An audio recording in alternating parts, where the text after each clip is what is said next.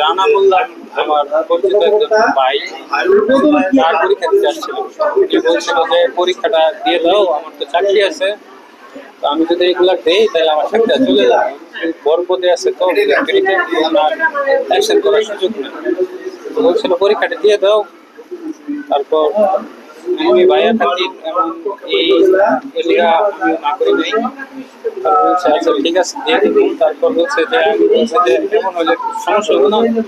পরে বলছে না, উনি সব সমাধান করবো, উনি সব সিস্টেম করে দিব। তারপর বলছে তুমি করো, পরে আমাকে 5,000 টাকাও দিচ্ছে। বলছিল তুমি এটা শেষ করো, তারপর আর কিছু টাকা দিব। স্যান্ডেলিনা সো, রূপচর্চায় আভিজাত্য। তার নাম হচ্ছে হাইউল ইসলাম। সে আমার পূর্ব পরিচিত। বলতেছে ভাই আমার একটা উপকার করো। পরে বলতেছে, আমি বললাম কি, পরে বলতেছে যে এই বিষয়। তারপরে আমি দিলাম এইটুকু। আর আমার একটা হালকা পাতলা কিছু খরচ দিচ্ছে। মানে বলছিল তো আমার পূর্ব পরিচিত, এই জন্য আর কি আমি দিয়ে দিলাম। এই 3-4 হাজার টাকা দিচ্ছি।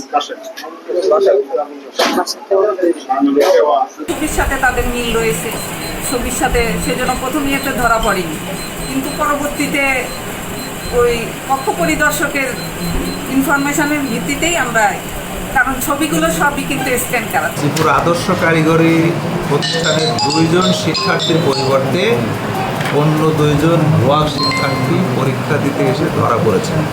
আমাদের পক্ষ পরিদর্শক এবং ভারপ্রাপ্ত কর্মকর্তারা তাদের ধরেছেন। তাদেরকে পরীক্ষা আইনের 1980 সালের 42 ধারার 3 উপধারা মোতাবেক ব্যবস্থা নেওয়ার জন্য আমরা ভারপ্রাপ্ত কর্মকর্তাকে বলেছি। ওনারা অলরেডি প্রক্রিয়া শুরু করেছে। বিধি মোতাবেক তাদের আইনের আওতায় আনা হচ্ছে। আর ওই যে শিক্ষার্থী পরীক্ষা দিতে আসে নাই, যারা এই ভুয়া শিক্ষার্থীকে পাঠিয়েছে, ওই 2 শিক্ষার্থীর এই বছরের পরীক্ষা বাতিল এবং আগামী 3 বছর ওই আইন অনুযায়ী আগামী 3 বছর তারা পরীক্ষা দিতে পারবে না। তারা যেহেতু 18 বছরের নিচে, আমাদের কাছে তথ্য আছে, সেই হিসাবে তাদের বিরুদ্ধে যে আইন আছে সেই আইন অনুযায়ী ব্যবস্থা নেওয়া হবে।